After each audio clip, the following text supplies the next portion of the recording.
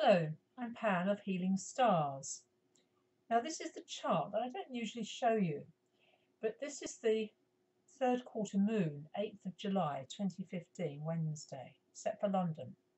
But I'm using Aries as the first house, so I'm disregarding what we call the ascendant and the midheaven. And what I want to show you is this pattern that's been going on since the new moon, in fact, in June. And what this pattern is the reverberation of the Uranus, here's Uranus, 20 of Aries, square to Pluto, 14 Capricorn, it's retrograde.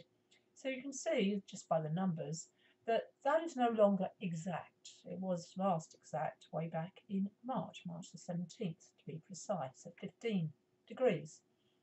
Now, although that square, that tension, it was ongoing since 2012, has now finished, there is still that word reverberation, and it occurs every single time that the sun travels through Cancer, as it is now. It will be Libra, Capricorn and Aries, which is actually every 3 months. And what the sun always does is it brings light, consciousness to whatever it touches, exposes things, brings us brought out into the light of awareness. Now, Sun at 16 of Cancer, this week, it started on Monday, it was exactly opposite Pluto, and you can see that still going on basically for another week. Also, the Sun at that last quarter moon at 16 degrees of Cancer is moving towards a right angle with Uranus.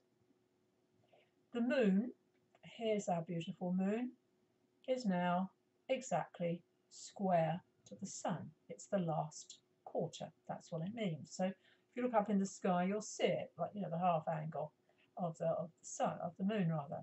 And you can see it's very close to Uranus, hours away, in fact.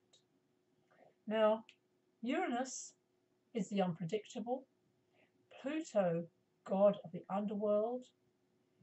The sun brings the consciousness, but also notice the sun is not travelling alone. The sun is where it's right next to Mars, and Mercury will just have joined in on Wednesday. So while the sun moves away from this ongoing square, Mars is close behind, followed by Mercury. What that means is there's trouble at Mill. There is trouble in Europe at this moment I speak. There's big trouble with the Eurotunnel and refugees trying to get into the UK, attacking lorries, being arrested. There's this huge desperation. They'll do anything. It's a horrific situation. People on boats, refugees, being stranded and left to die. That's one awful, tragic situation. The other, the killings in Tunisia, the terrorist attack, people dying, almost 30 people dying, and honouring those deaths. Now, what's different about those deaths to people die every day, don't they? Road rage, etc., whatever. You know, there's accidents, there's illnesses. Far more people die in that way than they do of a terrorist attack. But the terrorist is unpredictable. The terrorist is something we can't control. Therefore, there's a lot of fear around it. And 7th of July, 10 years ago, there was, of course, 4 bombs set off by suicide bombers in London. Horrific. It wreaked havoc, but also it's a shock. So terrorism is about shock and trauma. And that doesn't just go away overnight. It's in the national psyche. It stays, it lingers. Same with 9/11, of course, in the States. It has a lasting effect on the spirit, the soul of a nation. Now, the other major news story is Greece. The vote that they gave on Sunday was a no to the zone. It's complicated to say the least, but it's also very karmic. Now, karma is something that I don't often talk about, but I'm going to here.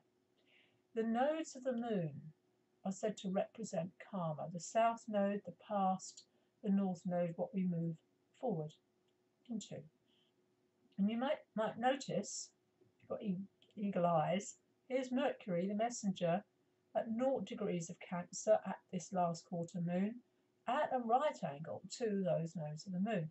Mercury, the messenger, talks, discussion, negotiation, based on feelings, emotion, which is in Aries. The moon's in Aries, Mars is in Cancer. They're in each other's signs, and Uranus is unpredictable. So we can't predict. We don't know what's going to happen in Greece. Will they leave the Eurozone? Will they go back to the drachma? It's a situation of great misery, and my heart goes out to Greece.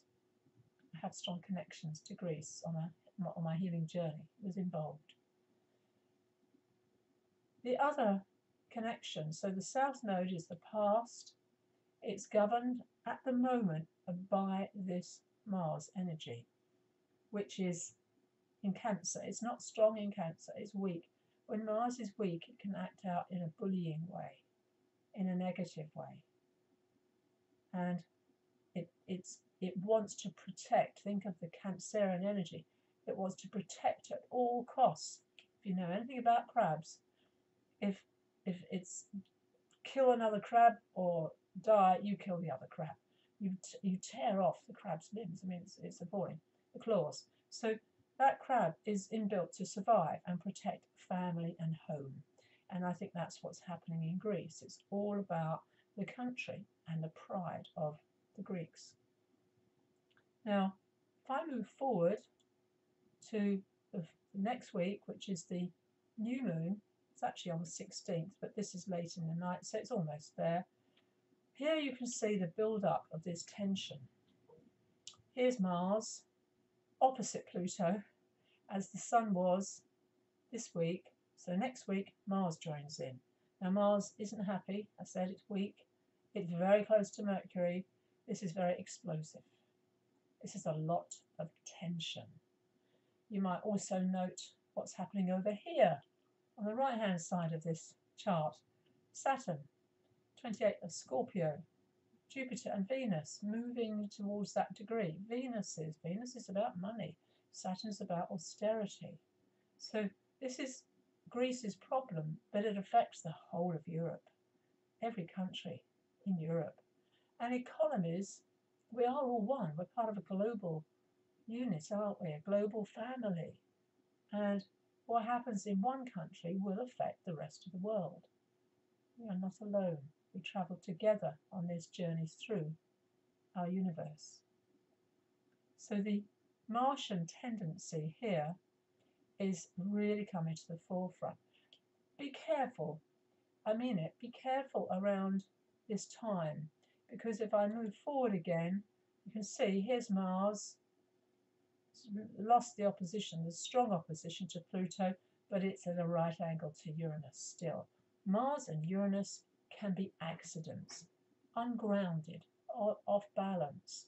So that I'm moving you right forward into July, I wanted you to take note of this. To be aware of being grounded, to have some caution about, especially at that new moon, rash speaking can easily fly off the handle, easily, with emotions, because it is very Cancerian, it's very lunar. The moon ultimately cares, it nurtures, it's that blue, beautiful silver planet. So here's the guidance. Be cautious, be aware, ground yourself, and note also that what's also something else I want to talk about at length more often is about there's a strong energy towards ancestral problems. Problems that weren't set up now. Everything that goes on in our present, only 2% of what's really going on now. It's all the past that we're reliving. And the idea is to heal the past, not get caught in it. One other aspect I haven't mentioned, Chiron in Pisces, the archetype of the wounded healer, and the sun is only 5 days away from being an exact trine to Chiron. That brings healing, that brings resolution. If you have a wound, what do? You don't pick at it. You put healing balm on it. You soothe that wound. And I think this is also true that communication, if it's delivered in a way that is caring, that is kind, can soothe old wounds. So that's my take at this first quarter moon. And I'm Pam of healingstars.com.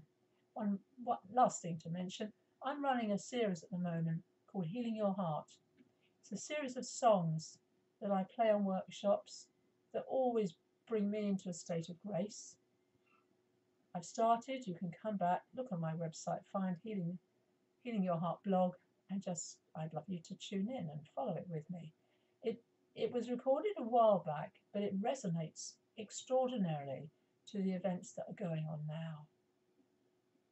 So I offer that as a gift to you, and I hope and I welcome you to join me.